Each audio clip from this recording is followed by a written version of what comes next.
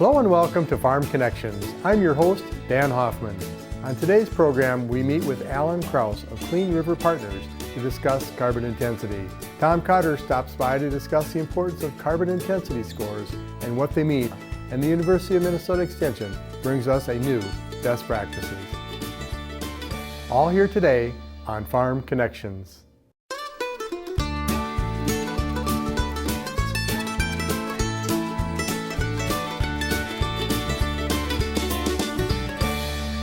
Welcome to Farm Connections with your host, Dan Hoffman. Farm Connections made possible in part by Minnesota Corn, working to identify and promote opportunities for corn growers, enhance quality of life, and help others understand the value and importance of corn production to America's economy. EDP Renewables North America, owner-operator of Prairie Star and Pioneer Prairie wind farms in Minnesota and Iowa.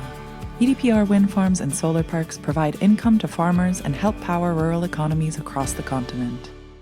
R&S Grain Systems, a family-owned business serving its customers for 50 years with leading designs in the manufacturing of grain handling equipment and grain storage systems. You can call them for a quote today. Mower County Farm Bureau Association advocates for agriculture based on the policies and beliefs of its members. It's dedicated to making the voices of its members stronger. You can learn more about membership benefits at fbmn.org. We're in Owatonna, Minnesota, and with me today is Alan Krause from Clean River Partners. Alan, what do you do at Clean River Partners? Well, I'm the Conservation Program Manager, and we do a lot of work with farmers on planting cover crops and no-till planting, reduced tillage. Really, the option here with us is to build a resilience in the watershed here around the Cannon River watershed area. So southeast Minnesota, the Cannon River watershed is about 1 million acres in size. There's about 655,000 acres that are tillable and planted with crops, corn and soybeans and other crops. And our job is to work with those farmers to try to get that land more resilient, to be able to withstand these really extreme weather events that are happening, and provide greater profitability to the farmers that we're working with. Certainly a worthy goal. If you reach your goal, which I'm confident you're moving towards, what would be the end result? Wow, I would say the end result is that exactly what I just described. The watershed itself is more resilient to extreme weather events. The farmers that are working within that watershed are also more resilient in terms of their farm profitability, and then their long-term value of the soil and long-term opportunity to pass that farm on to future generations. So Alan, there must be some advantages to the waters that flow through that area. Oh, there absolutely is. We've done a number of tests with farmers in a little tiny watershed as a test site, kind of a perfect, living laboratory. About a 4,100 acre watershed with about 3,500 acres of tillable land. We've been working with a dozen farmers in that small watershed to plant about a third of the area in crops with cover crops. And we've been doing that since 2018 all the way through today. This project will continue through 2025. But what we have found, and with great significance, is that those fields where cover crops are planted compared to fields where no cover crops are planted has about 30% less nitrate nitrogen in the tile water, the tile drainage water that's leaving the fields. So that's huge, right? I mean, that nitrogen fertilizer is retained in the soil profile by those cover crops that are growing there, and it's available to the future crops that the farmers want to grow. So, Alan, if we're reducing through the subsurface drainage system nitrates about 30%, does that mean we could also reduce the amount potentially put on and get the same good crop results? Yes, it absolutely does mean that. In fact, we're going to be working this year with a grower specifically to try to determine on those fields where we've been planting cover since 2018 and watching the tile that's draining out of that field. We're going to do some different nitrogen fertilizer application levels across this 40-acre field to make a really close determination about what level that farmer can actually cut back on the fertilizer that's being used on his field. This grower has already cut back on fertilizer that he would have grown on or put on that field, but we're going to test it to see how far back we can actually go. There's no question there's nitrate, nitrogen fertilizer available for plants in his soil profile because of the great practices that he's done. We want to see how much and how much we can take advantage of that. And how about phosphorus and potassium? Any results? Yeah, well, so we are not monitoring the phosphorus, potassium that's coming out of that tile drainage line. Phosphorus is really tied to soil that's leaving the field, so soil that might be leaving the field through erosion and heavy rainfall. It enters our receiving waters here in the state of Minnesota. That's where our phosphorus is likely absolutely entering our receiving waters. So great thing about cover crops and less tillage is we have a whole lot less erosion, a whole lot less soil entering our receiving waters because those cover crops are providing living, growing roots in the soil, holding that soil in place, keeping it from entering the receiving waters. Phosphorus levels will be lower in those receiving waters. Any short-term goals inside of your organization? Short-term goals, well, I'll tell you what, I'm going to give you a long-term goal first and then describe how we're trying to get there. So back in 2016, I think it was, the Minnesota Pollution Control Agency developed a plan for the Cannon River watershed. They've done this around all watersheds around the state of Minnesota. And the goal within that plan is to have 15% of the tillable acres in our Cannon River watershed planted with cover crops. 15%. That amounts to about 88,000 acres within our watershed being planted with cover crops every year. We began doing surveys, we being Clean River Partners, began doing surveys of other partners within that watershed, the soil and water conservation districts, to try to get an idea of how many acres are being planted with cover crops within our watershed. We began this survey back in 2017. At that time, those early numbers were about 10% of the tillable acres were, I'll take it back, about 10,000 acres were being planted with cover crops, okay? So a very small percentage. Since that time, we've bumped it up to about 22,000 acres we think that are being planted with covers. These are estimates, survey work, right? So we think there's actually more than that, but there's also some other satellite image work that we're doing with the University of Minnesota that might suggest it's a little less than that. Somewhere in there, 22,000 acres is what we think is being planted with cover crops. So about 4.5%. Our goal is to get to 15%, about that 88,000. We've got a long ways to go, we know that, right? But we're making progress. And how do events like today drive you closer to that longer-term goal? Yeah, today's event was a good event. And from the standpoint that the opportunity might be in front of farmers to actually be getting paid for this conservation practices on the landscape, reduced tillage, planting cover crops, incorporating livestock waste into the soil profile, and retaining those nutrients in the soil, cleaning up that water, but then also having the carbon footprint, if you will, the carbon intensity score of that their grain that they're selling, that grain might be able to be sold at a premium price to an ethanol or a biofuels plant. That's the program that's in front of them. Today's event really highlighted all of that activity, all of that opportunity for farmers. There was a lot of farmers in that room today because of the opportunity that they might actually be able to get paid for the low carbon farming that many of them in that room were doing. And there were a lot of new faces in that room today too, folks that aren't implementing all these conservation practices, that were really looking at that opportunity and saying, this might be my chance to get on board and like build that resilience into the watershed, build that resilience into my farm, build that opportunity to pass this farm on for generations to come. And that's what this event today really provided. Thank you so much, Alan. Do you have a website or someplace people could find out more about your organization? We sure do. Our website is cleanriverpartners.org. Awesome. Thank you again. Yeah, thank you. Stay tuned for more on Farm Connections.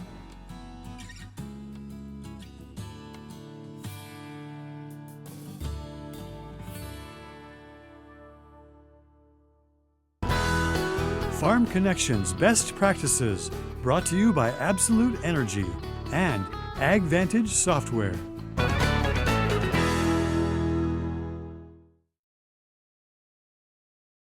Hi, I'm Ryan Miller, Crops Extension Educator with the University of Minnesota Extension, and this is today's Best Practices segment. So in today's segment, we're going to talk about getting our herbicide applications to work better. This is really important given the tough to control weeds that we're dealing with nowadays, and so we're going to mention the big four things we kind of control when it comes to making our applications work better. The first thing on my list is the rate.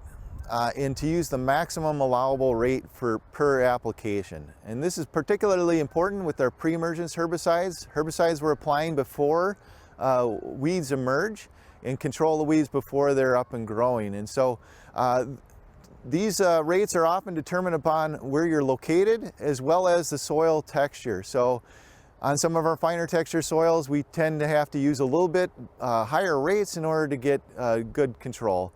And on coarser texture soils, typically we use a little bit lower rates. So those are important details you can find on your herbicide label. When we go into post-emergence herbicides, we've got a little more flexibility. There's typically a rate range, and we can vary that based on our knowledge of the weed species that are present, how difficult they are to control. Obviously, when we have more difficult to control weeds, we want to be at the upper end of those ranges. We can also adjust based on growing conditions. So if the weeds have hardened off, it's cold or it's dry, and they have started to develop thicker cuticles and are going to be harder to control, we can certainly dial the rate up to that maximum level for a single application and typically see better results. I am a big fan of using those kind of the maximum single-use application rates because in addition to having good efficacy, we tend to have a little bit better consistency. So over time, we'll hit more home runs with those higher rates. The next big thing on my list is additives. And so we look at different additives, different products require different things. One really good or important thing to mention now is a lot of folks are using glufosinate, commonly referred to as Liberty, but it's sold under a whole bunch of different trade names. But with Liberty, we really need to be using 3 pounds of AMS per acre to get it to have the best weed control. And that's quite a bit higher than some of the use rates of AMS that folks are typically used to with different products they've used in the past. So something to pay attention to.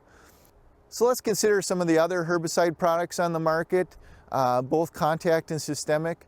They're going to require different additives. And one big thing here is when we're using a name brand product, oftentimes those products are fully loaded. So they've got a surfactant, they've got defoamers, they've got deposition aids and other things to make those herbicides work better. Sometimes folks are going to choose to use generic products, and they can save some money by doing that, but they're going to need to really pay attention to adding those additional components that may come with that fully loaded product in the jug. So with generics, we're going to need to think about adding surfactants. We're going to need defoamers as well as some of the other additives that might be included in some of those more name brand type products. It's important to think about. So a lot of us are going to be using well water. Well water is notoriously hard, which can cause issues with herbicide activity. And so a common product that's being added to the spray solution is AMS to deal with some of those hard water issues. It's important to add the AMS prior to mixing the herbicide in. It'll help kind of neutralize some of the cations in the solution and to help maintain efficacy of some of those herbicide products. Some herbicide products don't allow for the use of AMS, and it's important to pay attention to the label. There are other options on the market for water conditioning that don't include AMS, and so you can find one of those from your local retailer and use those instead. The final thing to think about is coverage. And when we've got a really dense weed population, or we've got a lot of crop canopy out there, it's important to consider using more carrier volume to get better coverage. We need to get herbicide on the weeds in order to control them. When we look at our different contact herbicide products, again, back to that glufosinate, very popular product right now, we can benefit from upping our carrier volume even when we have less dense weed populations and no crop canopy out there. So it's something to think about. If you're used to applying 10, 12 gallons per acre, going to 15 or 20 gallons per acre preferably, you can see some benefits in terms of weed control with those contact herbicides. The final thing to think about in coverage is spray tip. Sometimes we're limited what spray tip we can use based on the label requirements. So some products require larger size droplets, and so our tip choice is limited. But where we have some flexibility, if we're in a situation where we need to get better coverage, it's oftentimes better to go back to a flat fan that's going to create a more medium-sized droplet. It's going to have more droplets out there, cover the weeds better, and give us better weed control. I'm Ryan Miller, Crops Educator with the University of Minnesota Extension, and that was today's Best Practices segment. With me today is Tom Cotter from Austin, Minnesota, an expert farmer that shared a lot today. Welcome to Farm Connections. Hi, Dan. What a great workshop. What inspired you to be part of it? Oh, it was fantastic. Yeah, it's fun to see this new CI coming about, and getting farmers paid for what doing a better job. And so that's really what I've been after for a long time. Well, there was literally 200 or more people in the room. Yes, yeah. And they all seemed interested. What's the big deal about carbon? Well, the big thing is there was some earlier on programs that paid farmers to do this, but now this one's going to pay us by bushel. And so literally the lower your score is, the more possibility you have of capturing this money that will be added onto your bushels very easily by the or by the ethanol plants. And they get the tax credit, and then they pass it on to us at a reasonable 50-50 is what I've been hearing, but it could be a little different, but still a good thing. Most people, when they think of score, they try for a high score. I heard you say low score. Tell us about that. So take all your data that you have as far as, are you doing reduced tillage, are you reducing chemicals or synthetics, natural manures for fertilizers, all the trips across your field, and they give you a CI score. And the typical farmer in Minnesota, or I think in the country actually, would be like a 29.1. And if you reduce some of these practices, you can get down to a 10 or a 5 or even negative. Tom, why should a farmer get paid for reducing carbon?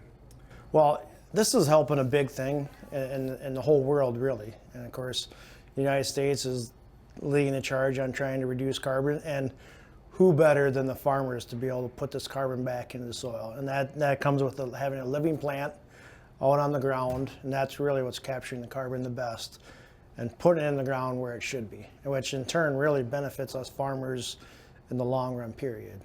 Tom, your farm is kind of a experiment station, so to speak, and you've been at this for how long?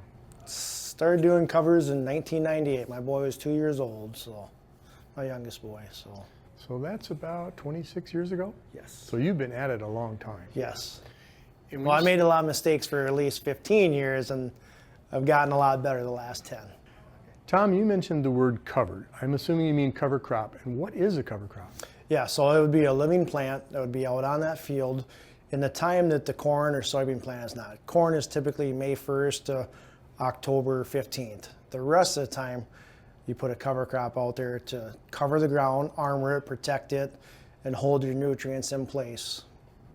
Well, we've gotten used to seeing a field completely devoid of the crop because it's been harvested and then chopped, and then many times tilled, either plowed, chisel plowed, or some kind of tillage, and it's got a black color to it. Yes. And then when the wind comes or the rain comes, what happens? That all drifts off in the ditch, and I think the average is 5 ton a year soil lost, and that would literally be a dime thickness on your soil. And of course, as Tim Little showed, that adds up after a period of time. And so our whole goal is to keep that soil, which is our best asset. It's not the combine, it's not the planter or sprayer, it's our soil. And so this is taking care of it. And when we think of that cover crop, we can see some of it on top of the ground, but what's beneath the ground? Oh, it's amazing. So a cereal rye plant, which it could be 3 inches, I've had it where it's been 9 inches of roots. And so that's what's actually holding that structure, holding it in the soil, feeding the microbes, feeding the worms, building structure so you can actually drive on your soil. When those roots are there, your field will stay in place and you won't lose a lot of that stuff. In contrast, I can think of living in homes where the windowsills were always full of topsoil in the winter. I can see snowbanks in the ditches, black or brown with soil, right? Yes, I literally all winter long, it's such a bare winter. When we did get one little shot of snowfall, my neighbors along the creek was totally black, and 5 feet away hit my fields. Mine were all really nice and clean. So what we see there is going into the water, which is going down to the Gulf. So You mentioned during the workshop using the senses like taste, smell. Can you expand on that just a little bit? yeah, really, it's getting back to people taking accountability for your own farm. And when I look at soil, when I first started, I was in a tile trench, 4 feet in the ground, and I could smell the difference. Where before we started doing cover crops, it was like a stale and dead. It really smelled dead, and that's pretty sad to say that your soil's dead. But after doing covers, it smelled like a great cup of coffee, and visually you can see it looks almost like chocolate cake. And of course, I've talked about pulling plants out of the ground. When they rip and tear, that means you have structure. That means that the ground is holding on to your plants. And of course, I said tasting too. You can taste those plants in the wintertime, and they're still as pliable. And my cattle are out grazing all year long, so they get those benefits. And I'm willing to bet you use the feel or the texture. Oh yes, yeah, absolutely. So if you grab soil, and you should be able to grab it, and it should have structure, and it should have almost like little rocks, looks like little nuggets, and there's structure, and that's how the soil goes through. Lots of times when a field is done a lot of tillage, it's literally like desertification. You can hold it and it's like sand, and there's no structure, and it falls apart. And you can, I've had combines, or I've had the canning companies out in my fields with 2-inch rains, and if you have structure in the soil, it doesn't mud the fields up. That's probably one of the biggest things why people don't like canning crops. And so with structure, with plants, you get that structure, it holds them up, and it just makes everything easier. We've even shown that you will save fuel driving across a no-till field as compared to a field with tillage. You'll use at least a gallon less per acre. If the soil structure is right, the soil's going to smell right, I heard that. Yep. And I was in a trench by Austin. You took us down in there, your group. Good soil drainage, good soil texture, good soil health, it smells sweet compared to sour, right? Yep. So if the soil structure is right, what's going to happen for nutrients, water movement, and those kinds of things? If you follow your principles, soil health principles, and take care of the soil, the biology in the soil will actually start giving up some nutrients. And so my earthworms, whenever they're crawling around, everything that comes out of the worm is neutral pH. When they bore a hole, that lining is covered with nitrogen up to 7 times the regular nitrogen. I think up to 4 times the potassium, 3 or 5 of the phosphorus, and calcium also. So that biology in the soil just starts giving back. Of course, above the soil is as much nitrogen as we would ever need, but you got to be able to get it into the ground, and that's what plants do, and that's what biology helps do too. What's been your most gratifying part of the journey for soil health on your farm? Boy, I think on my farm, the 2 times I was really excited on the farm is when we switched from feeder cattle and went to a cow-calf, because we started having life born on the farm, and we got rid of bringing in disease, and we had a closed loop system where everything was born and raised right on the farm. And then of course doing the soil health practices that we're doing, I used to say it brings excitement for future generations, but I've seen 85-year-old guys absolutely just enjoy farming again, which farming can be very tough. And so it's fun to see these people enjoy what they're doing. And when you enjoy something, you do a better job, guaranteed. So. Well, speaking of generations, I think your dad would be very proud of what you're doing. Yeah. It was before he passed in 2017, before he did, he got to see our water quality farm from the Minnesota Department of Agriculture, and that's probably one of the neatest things that I could ever give as a gift to him. And of course, he was a storyteller, so I got the gift of, I have all his stories on CD, and I can literally listen to them whenever I want, which I don't listen to them all the time. That's sacred. When I listen to that, I better be alone. I'm in the combine, and that's when I listen the most to him. So You loved ag, you love farming, Yep. family. Your sons, your children are on the farm. What are you passing on to them? Well, hopefully a better future. I think we talked about, the soil has, they say, 60 to 70 years worth of life of growing crops on it. I think as humans, disease and cancer and all these rates are at a crazy rate of incline. And I think with better nutrition and better food grown, because I truly believe food is medicine. It always has been medicine. We've kind of gotten away with that. I think this kind of agriculture brings it back and shows the importance.